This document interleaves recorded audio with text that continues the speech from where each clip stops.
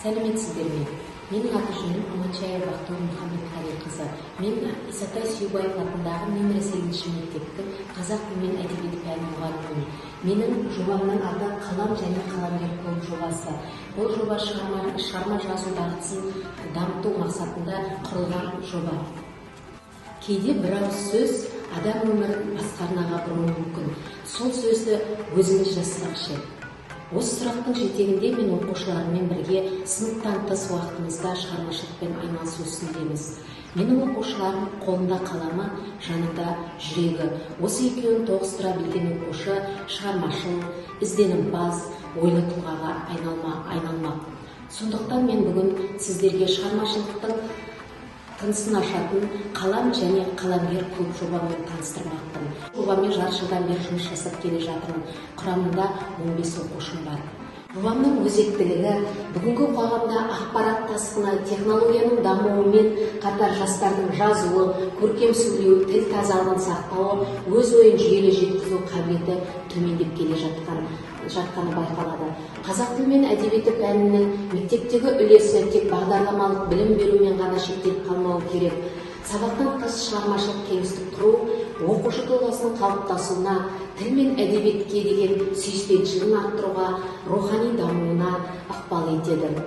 Жобамның мақсаты баланы телефоннан алшақтата отырып шығармашылыққа баулу, жазу дағдысын қалыптастыру, сауаттылыққа баулу және де медиа кеңістікте оқушыны ойын жүйелі жеткізуге ынталандыру, болашақ жазушыларды дайындау.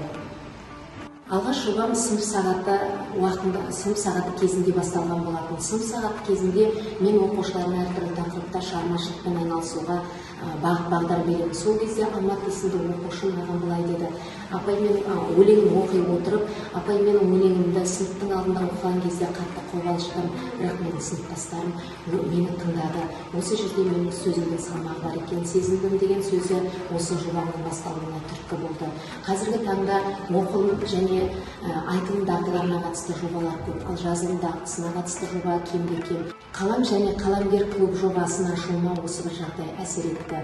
Жобамның негізгі бағыттары шығармашылық жазу. Бұл жерде бала әртүрлі шығармашылықпен айналысады. Эссе жазу, драмалық шығармаларды жазу, шығарма жазу, ой толғау жазу және де қиял әлемінде деген тақырыптарда, немесе менің сүйікті кейіпкерім деген тақырыптарда әртүрлі шығармашылықпен айналысамыз.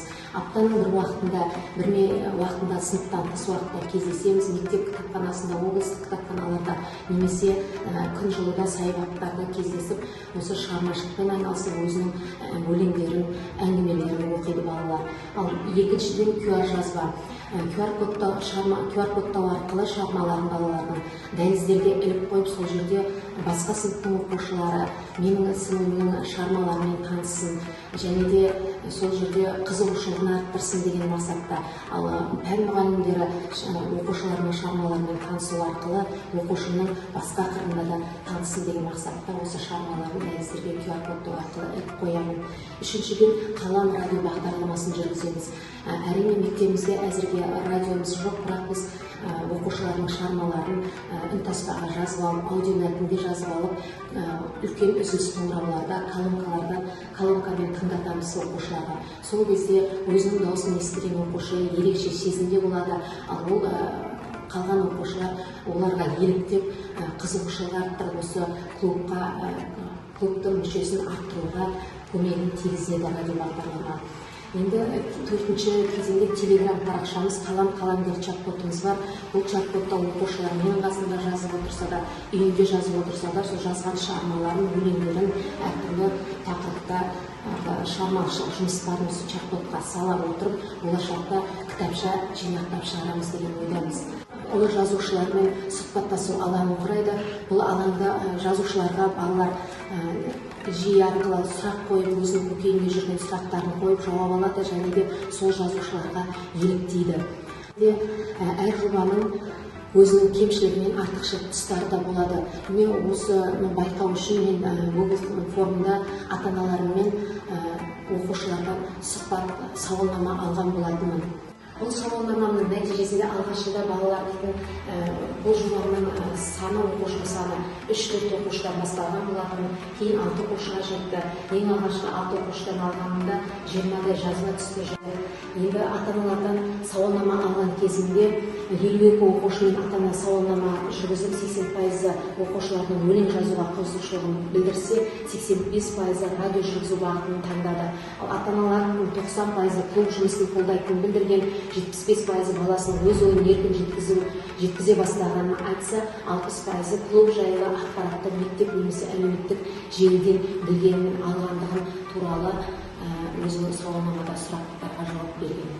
Менің ұсынысым болашаққа осы жобам тұрақты форматқа көшірілсе, бұл қалам және қаламгер жобасында өзінің сыныбының аз ғана оқушысы емес, басқа сыныптың оқушылары да қатысып құрамын көбейтсек, және де тұрақты форматта әдеби отырыстар, әдеби кештер, радио эфирлер тұрақты жүргізіліп тұрса деймін. Жас тілшілер мектебін ашу, журналистика мен радиоға қызығушылығы бар оқушыларға арнап арнайы теориялық және практикалық бағытта курстар жүргізілсе, бұл дегеніміз оқушылардың жазу сауаттылығын арттыруға үлкен көмегін берер еді.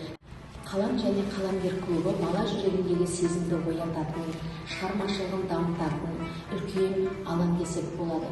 Бұл тек жай жазып қана қоймай, болашақ жазушылар мен журналистерді дайындайтын мектеп. Бір бала, бір әлем. Ал сол әлемді ашатын кілт бар. Ол сөз. Біз сол кілтті ұсындық. Қалам және қаламгер клуб жобасына қолдау күтемін. Назар аударғандарыңызға көп-көп рахмет.